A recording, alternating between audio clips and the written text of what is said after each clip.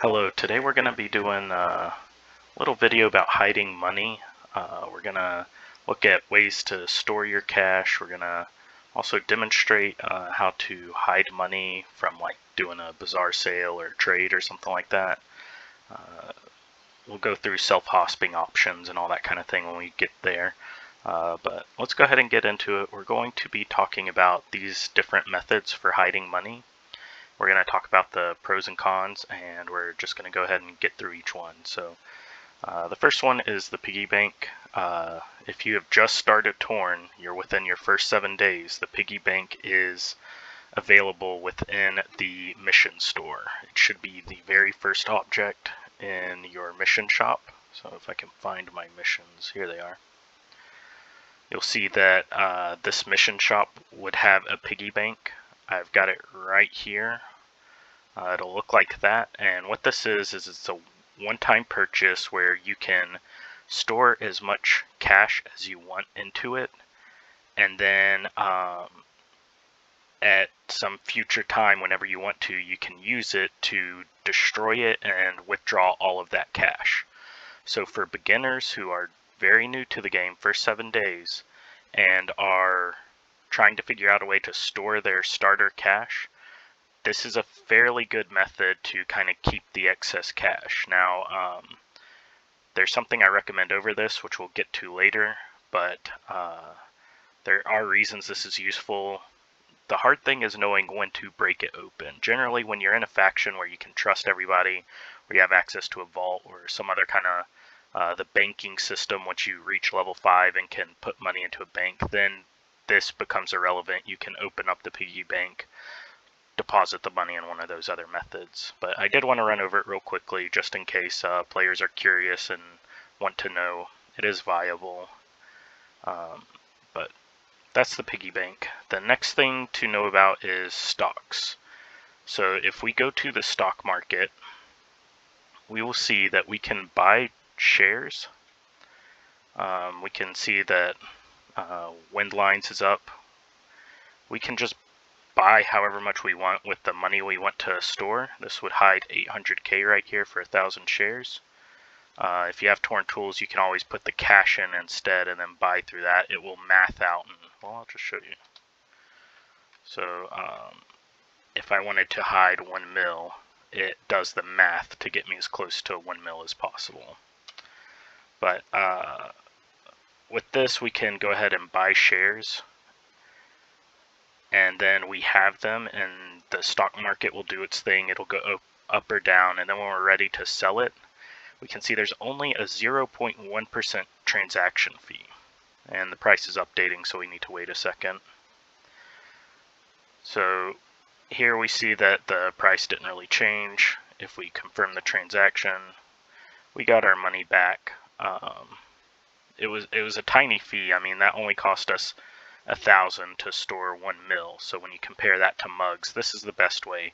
And it's also a good way to get your foot in the door for stocks, to learn how the system goes, doing your day trading, or start investing towards some of these really good benefit blocks, also known as BBs, things like that. The drawback, though, is you have to be okay. You cannot do this if you're in jail, hospital, or traveling. There's no way to access the money that way, and that's common for a lot of these things, but not everything.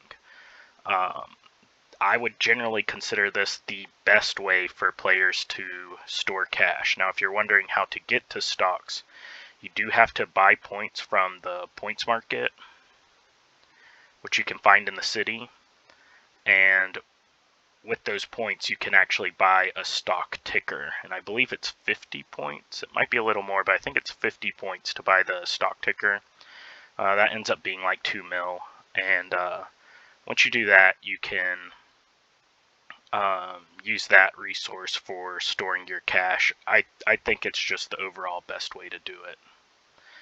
But let's keep going. The next is the Faction Vault. This is very conditional. I can't tell you if you can trust your faction, but the idea here is if we go to our faction, we can go to the armory and we can deposit money. We actually have a little bit of cash in there already. So we have 146 mil there. Now, normal members in a faction cannot do anything with this. It's stuck, it's lost, they can't access it.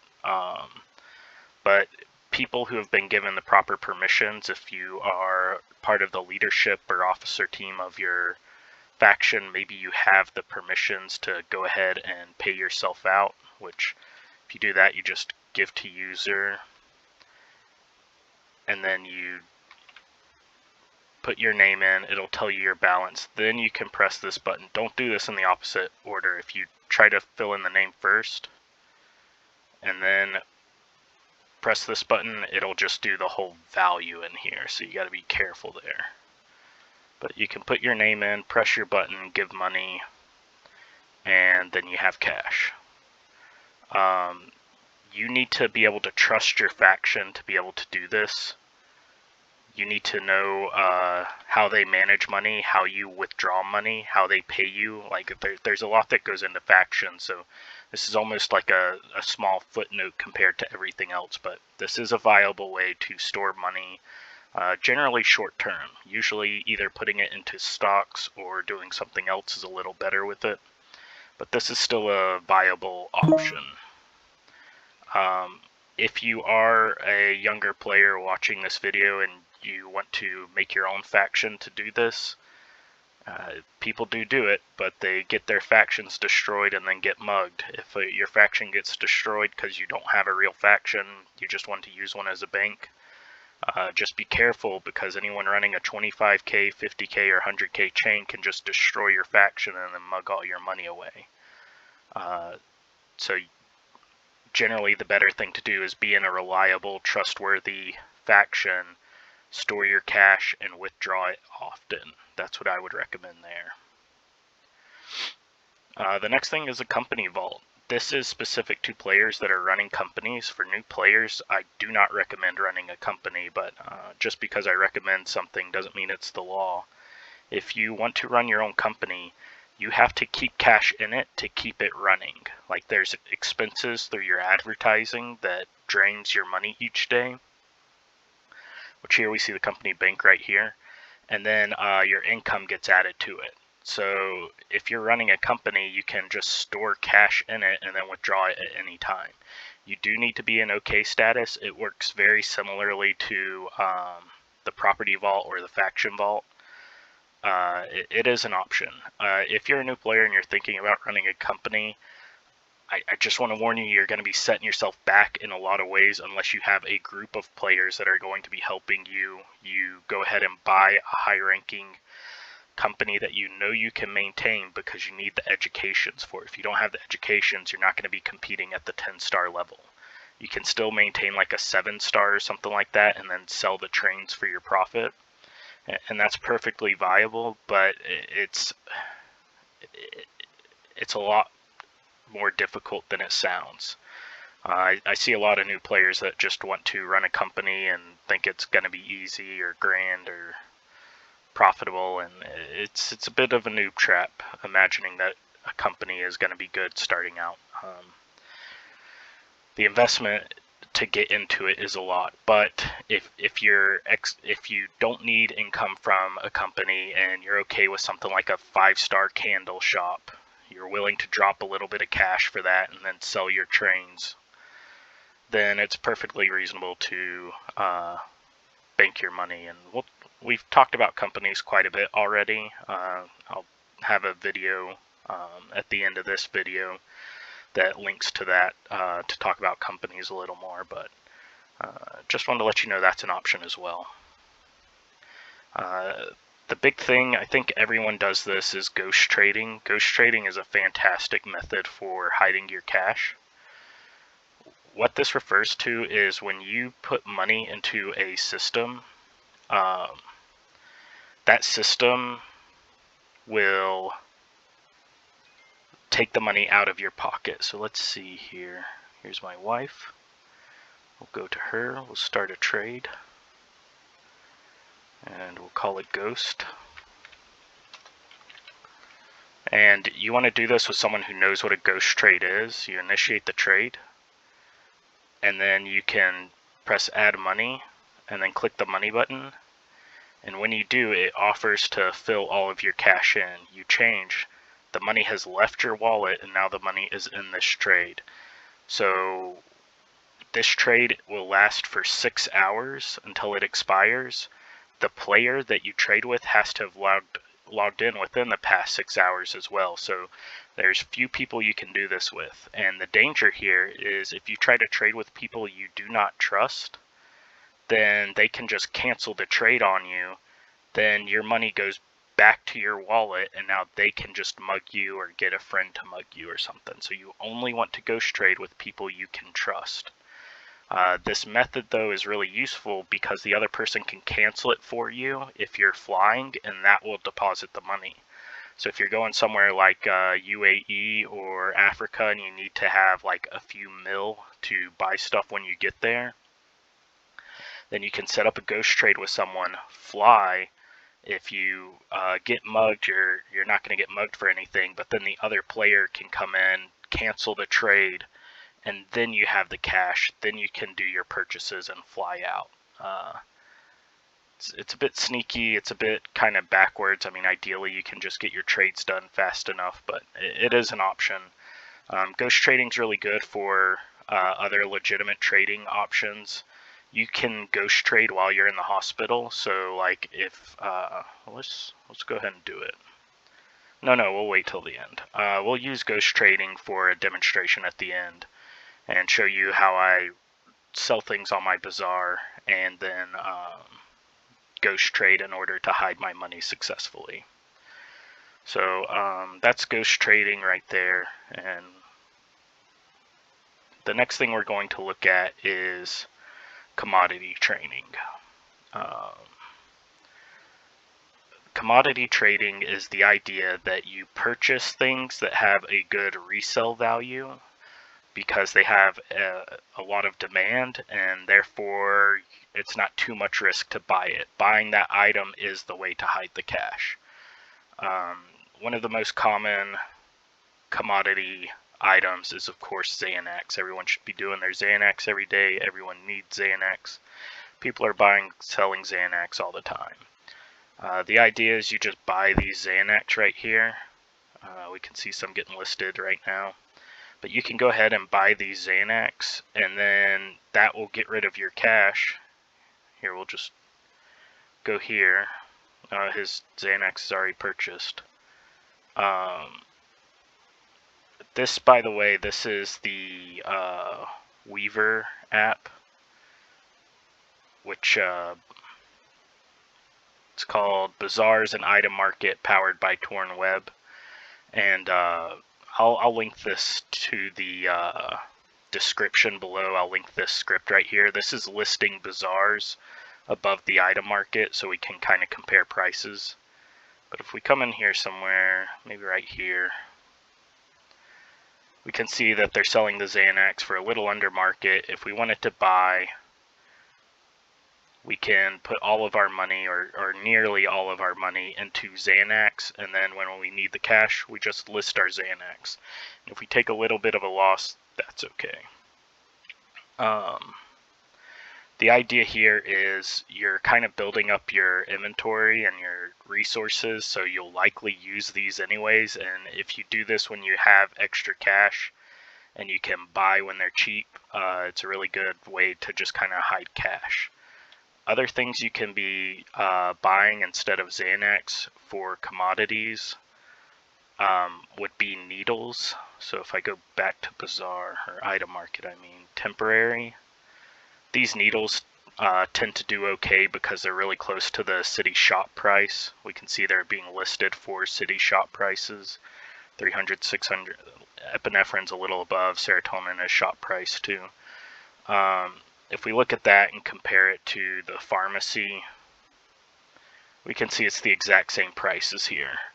So the needles are a good commodity item to purchase even if you don't have the education to use them yet. The most common is, besides Xanax, is probably points. Buying and selling points, they kind of float in price by the time of day. As people are more active, prices drop, and as people are less active, prices rise. this is a really good way to kind of store a decent amount of cash at time. The problem is that you will get buy mugged if you try to list for high prices, and the same is true of the Bazaar when you're listing your Xanax and whatever. But these sort of commodity items are perfectly viable. You're going to use them at some point anyway if you don't get around to selling them, but they tend to stay stable with their prices, or you can wait for the right time to sell them appropriately. The last kind of commodity purchases I would recommend is going to the auction house and either just buying stuff that you want for junk price, the BB price, which if you this might be too much. I might have to make a video on this. But basically each item has a minimum value it's going to have based on small arms caches. Each item can convert into into bunker bucks, and then those bunker bucks can be used to exchange for caches, weapon caches. And so like this rifle would give us 10 bunker bucks, which we'll need 20 to get a small arms cache, so this is worth half of a small arms cache. Any rifle is.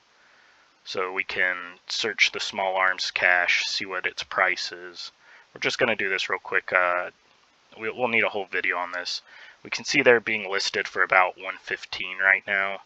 So you want to spend about maybe 55 to 60 mil on your about 55 mil on this rifle, and it's already above that, so this one's not worth purchasing. This one's already above it, it's not worth purchasing. I guess warlords are popular for some reason. This one's not worth purchasing either. No, that is an SMG. That's also an SMG. That's an LMG. I'm not going to be able to find a good example of this, am I? I should have picked pistols. That would have been... Oh, shotguns are the same value. So here we have one that's listed for 50. Putting a bid on this for 55 mil would... As soon as you make an offer on something, like how ghost trading it immediately takes the money from the wallet, this, if you put a bid in the auction house for something, it'll immediately take the money out. What's cool about this is you either win it and get the item for that price, or someone else will outbid you, and instead of this money going back to your wallet, it actually goes to the Torn City Bank. It actually comes right here, and you'll have a cashier's check for it that you can withdraw right here. You do need to be in OK status to withdraw your cashier's checks, and they default to you after a certain amount of time, but it's a really good resource. So that's, where are we? That's commodity trading. I want to go over a few other bonus tips for storing cash. The first and most obvious should be the bank itself. Once you hit level 5, you can store money. Just keep doing 1 week until you reach the cap, which is 2 billion. And once you have 2 billion, you can work up these ratios until you get a good APR. 1 month, 2 month, and 3 month are all perfectly viable. The values change, so sometimes it's 1, sometimes it's 2, sometimes it's 3. And then when you have the 2 billion, that's just extra cash you can get in. But if you don't have 2 billion, just put it in for a week every single time and use it as the way to store money. And this is why I was saying, like the Piggy Bank, once you unlock the bank at level 5, you can just destroy it and just store all your money here. The only reason you wouldn't do that is if you want the Piggy Bank for a rainy day, some kind of emergency fund or something like that. But generally you just store all your cash here until you get 2 billion. This is like one of the best passive incomes in the game, so you may as well use it. Let me see what other tips I have. Benefit blocks, we kind of talked about that with stocks, but if we go back to the stock market, and I do have a spending money checklist that talks about passive income, and so that's very important for this. But if we look, we can kind of buy these things and get perks for them, which happen every 7 days. Ones that produce money happen every 30 days. Let's see if I have any that produce money here. Yeah, this one every 30 days, and then items are every 7 days. So we can buy these, and I do have a video talking about the checklist and how it works, and I'll link the checklist itself in the description. So if you want to hide your money and do passive profits with it, where your money's making your own money, I will show you how to know what to put your money in for these benefit blocks, also known as BBs. Next is Caymans. My tip about the Caymans is to not use it. If we go to, how do we do this? We'll do torn wiki Caymans.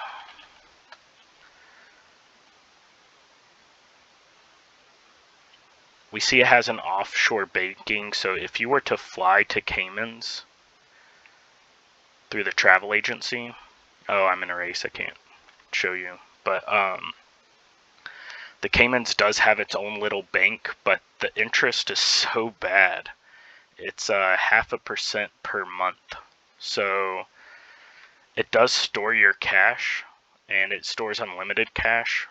The problem is that that interest is so low that doing anything in passive income is better than this by miles. It's not even close. It's not even worth considering. The other problem is because it can store money, all the muggers know that and are going to be flying and hanging out in Caymans, trying to mug anyone flying in to get them either when they deposit or withdraw their cash. So it's not worth doing the offshore banking. There is a travel update coming though, so maybe this will get a reboot and maybe this will be worthwhile. But for now, there's no reason to consider the Caymans Island. I strongly would urge you to not even have it as a consideration for storing money in any means. So we're going to close off this video with a demonstration of hiding our money. So what I have done is I'm going to be using a property vault, which I will show you. You have the little vault icon. Always put your icons below your bars if you're playing on the browser. You can do that in your settings. Just go to icon settings. This is how you know someone knows how to play. If they got their icons up here, they don't know what they're doing. That's just the rules. I don't make the rules. That's just how they go. But right here you have your property vault.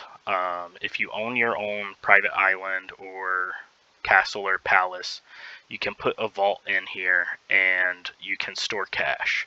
There are different vaults. They're small, medium, large, and extra large. They all have different prices and they all hold different values. There's basically two ways to do this. This is a very late game way to hide money. You should not be buying a PI unless it's worth it. And I mean, you're already dealing in like the 8 bill range of net worth. But if you are, then it would make sense to buy a fully upgraded private island, including the extra large upgrade, and not bothering with any of these others. It's not like a step where you have to buy this, then this, then this, then this. No, you can just buy the extra large and then store your billion.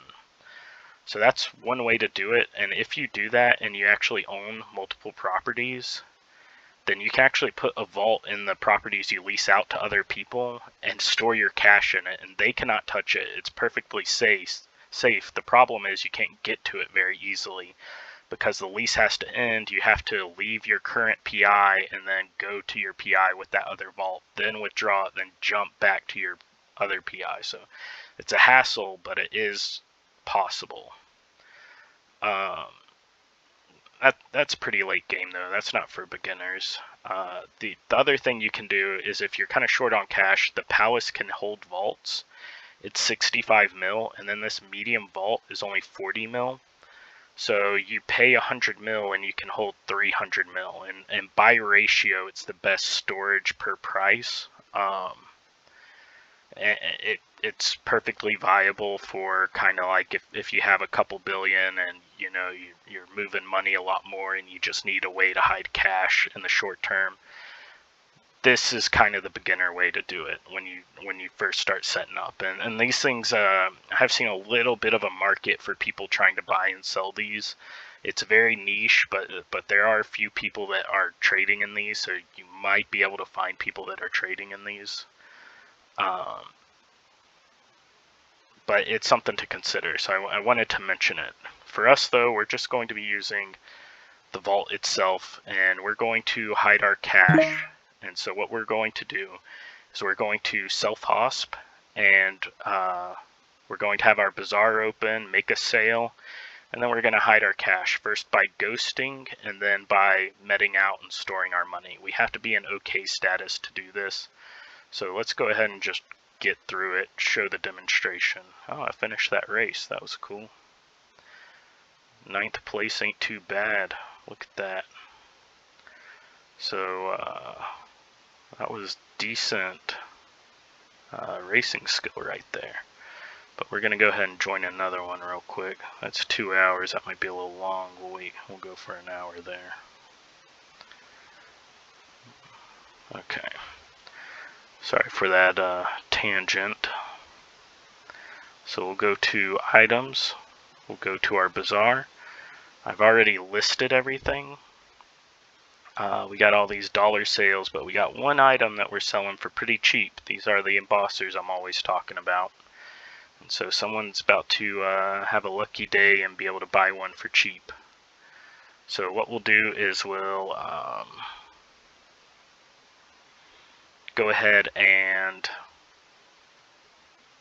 request a self-hosp, and there's multiple ways to self-hosp.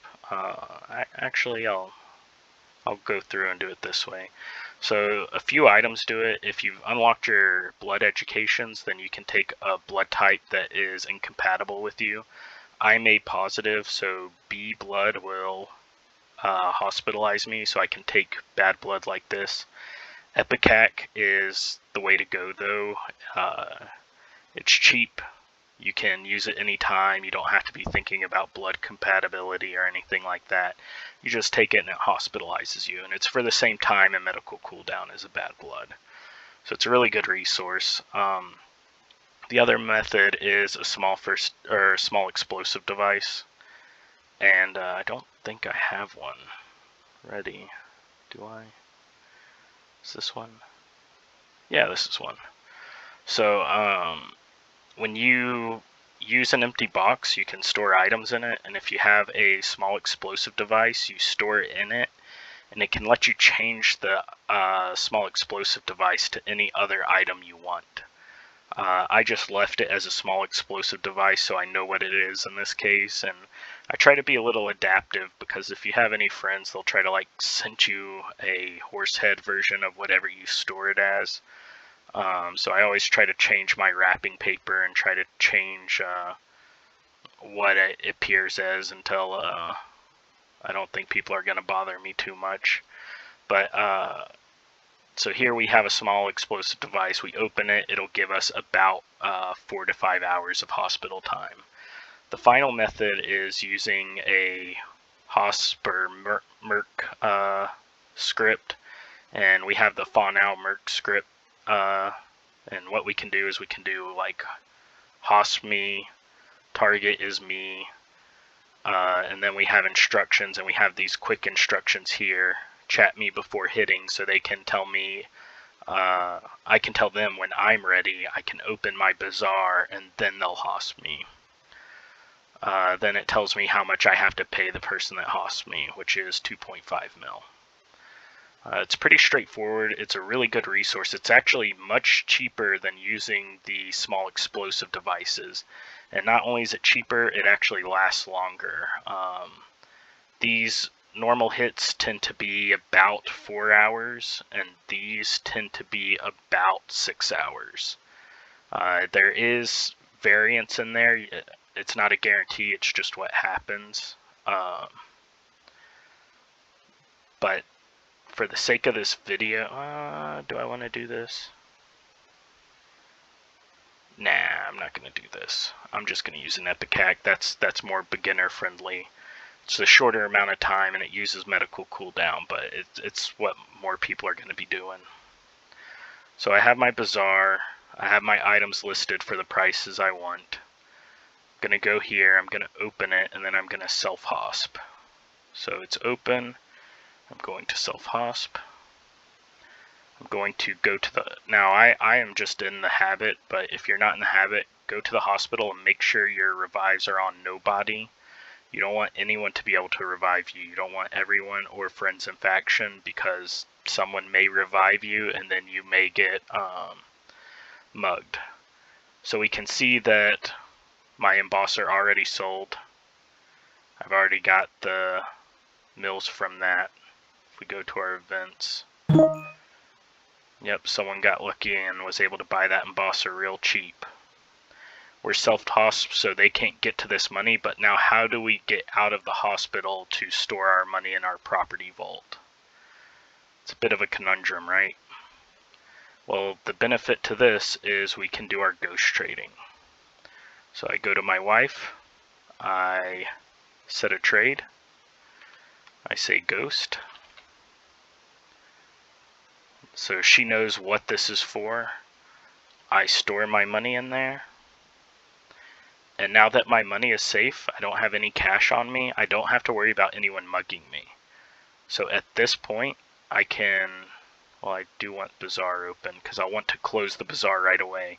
Since that was the only item I had sold to sell, I forgot to leave this running, but what you want to do is as soon as you get out of the hospital, and for this I'm just going to use 2 blood bags, you want to go ahead and close your Bazaar.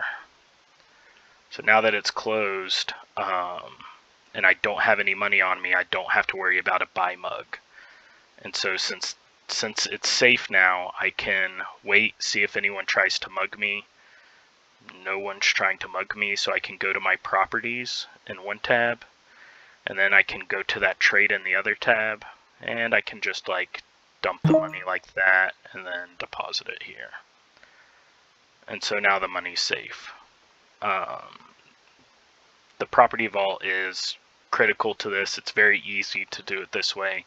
If you don't have a property vault though, you can always use the faction armory same way. Just be on this page and then dump the money with the little trash can thing and then deposit cash. Just press the button, it'll fill in all your money, then deposit money. Same way if it's a company vault or whatever else, hiding the cash is all the same that way. But that's my video. That was a demonstration of how to hide your cash. That goes over every option for hiding it. We talk about the property vaults a good bit. We kind of show some different self-hospitalizing methods, and we see the uses for each one of these, the pros and cons. Hope it was edifying. I hope it was useful. This video was probably a little longer than it needed to be.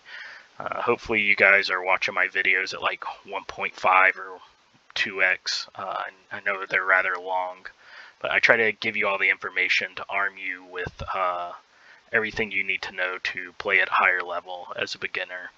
A lot of Torn is just the barrier of entry for knowing how to do things rather than like a certain amount of time to do it, if that makes sense. But that's why I try to make these videos, because I like the community and I want it to be a little more accessible to more people. With that said, if you have any questions or you're curious about anything, just leave a comment. I try to reply to them if I can. I do read all of them. But thanks for being with me tonight. Thanks for checking this out. Hopefully it will help you hide your cash, give you some options, give you some things to think about. I'll catch you in the next one.